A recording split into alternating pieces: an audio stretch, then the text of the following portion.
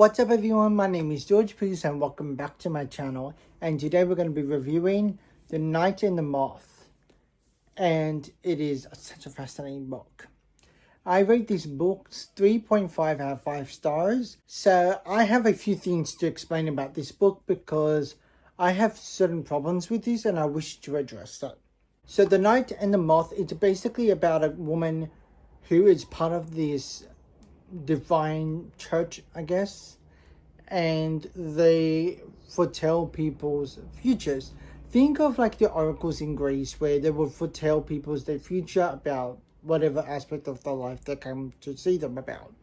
But in this case, there is 7 oracles, and there is this in this world they have 6 omens, and each of these diviners divine for the people when they come to see them. And one day, after 10 years of their service, they're allowed to leave this cathedral and explore the real world. However, each one started to disappear as the 10 years of service finishes. And left with one last person, and she needs to figure out what on earth is happening and what went down in doing so. Apparently, I've done a sample read of God Killer, and this plays almost a similar role in idea, like something happens and this is like the comeback story kind of thing, like coming to figure out what's going on kind of level. But the approach is very different in those 2 books, and I will be reviewing God Killer at some point in the future because that is such a fascinating book to read. This book is 3.5 within a very big fat reason, and also a 7 out of 10. The concept is brilliant. I love what the author is trying to do with the world and what it's trying to build. It's such a brilliant concept, and I loved every aspect of this. And I've saw some people online agree with me on the same idea of like the concept is great. However, the execution is where it lacks a lot. And in fact, I've read almost every single book that this author has written, and unfortunately it is 3.5 across the board.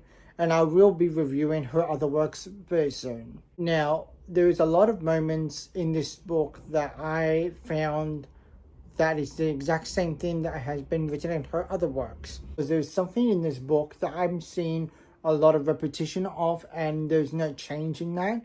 And there's a lot of weird prose as well in this book. I can sit here and list so many samples of what I consider an issue with the book, but I don't have to list them because if you look at my Goodreads, which I will link it down in the description box below for you guys. If you have not followed me there, you can always follow me there. I actually write a lot more details on what I think the issue within these books are and sample them out, because I feel like there's a lot of important attention needs to be seen before picking up these books without not giving too much away.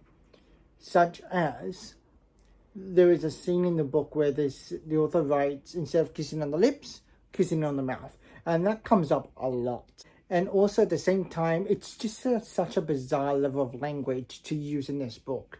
And there's also certain words that this author wrote, and I'm like, that feels very out of place for this book. It doesn't feel like it belongs in this world. And I'm not saying one specific word, it's just the language of the words choosing to write in this book. I have nothing against the author. I think she has some brilliant concepts. I just wish she could have improved herself more in her writing. And of course, I will encourage anyone to pick up this book and read it because it's such an eerie world.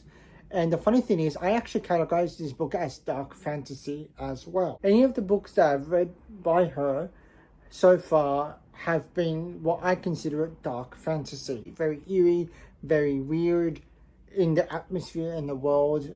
I think it's great. But where it lacks, it's the execution in the writing. There's nothing wrong with the writing. It's just, it feels like it's been undercooked and there was so much potential to be more polished because that was not done. However, I will give her credit. This is why at 0.5 it's kind of thrown in more into this one than the other books, because the other ones falls more towards the 3.